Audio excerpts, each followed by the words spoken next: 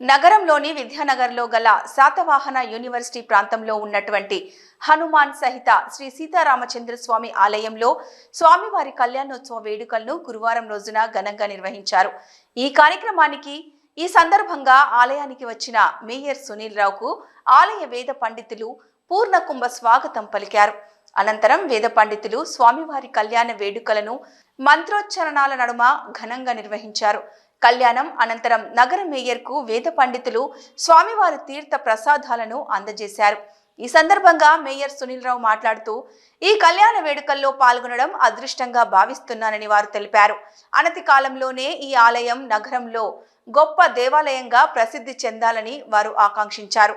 అదేవిధంగా ఆలయ ప్రాంగణంలో హైమస్ లైట్ల ఏర్పాటుకు కృషి చేస్తానని తెలిపారు.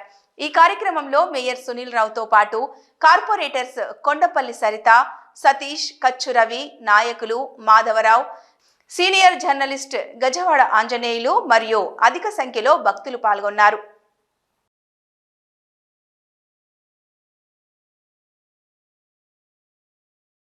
ఈరోజు శ్రీరామ్ నగర్ కాలనీలో కొత్తగా నిర్మించుకున్నటువంటి సీతారామచంద్ర లక్షణ సమేత ఆలయాన్ని చాలా బ్రహ్మాండంగా ఇక్కడ ఉన్నటువంటి భక్తులందరూ కూడా వారి కమిటీ వాళ్ళు చాలా గొప్పగా డెవలప్మెంట్ చేసుకొని ఆలయాన్ని కరీంనగర్ నగరంలోనే ఒక మంచి ఆలయంగా ప్రతిష్ఠించేందుకు ప్రయత్నం చేస్తూ ఉన్నారు.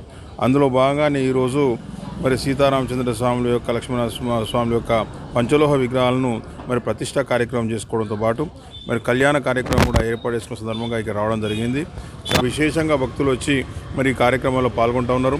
ఇక్కడ సౌకర్యాలకు సంబంధించి ఇంకా కొన్ని సౌకర్యాలు అడిగినారు. బాత్రూమ్స్ కావాలని అడిగినారు. తప్పకుండా కూడా బాత్రూమ్స్ నిర్మించే ప్రయత్నం చేస్తాం. అదేవిధంగా మినీ హైమస్ లైట్ కావాలని అన్నారు. తప్పకుండా కూడా, ఎందుకంటే టెంపుల్కి వచ్చే భక్తులకు రాత్రి ఎర్లీ అవర్స్లో కావచ్చు, నైట్ టైంలో కావచ్చు బ్రహ్మాండంగా రాత్రిపూట ఆలయం వెలుగుల మధ్య ఉండాలి కాబట్టి దానికి అనుగుణంగా కార్యక్రమాలు తీసుకుంటాం. ఇంత మంచి కార్యక్రమంలో అదేవిధంగా యజ్ఞంలో పాల్గొనే అవకాశం కల్పించినటువంటి మాధవరావు గారికి, అంజన్న గారికి, ఇతర కమిటీ సభ్యులకు, ఇక్కడ ఉన్నటువంటి గౌరవ కార్పొరేటర్స్కు అందరికీ కూడా నేను హృదయపూర్వకంగా ధన్యవాదాలు. కరీంనగర్ నగరంలో ఉన్న అన్ని గుళ్ళు కూడా ఎక్కడ కూడా గుళ్ళు ఉన్న చోట మంచి పరిశుభ్రమైన వాతావరణం ఉండాలని చెప్పేసి మా పాలకవర్గం చర్యలు తీసుకున్నది.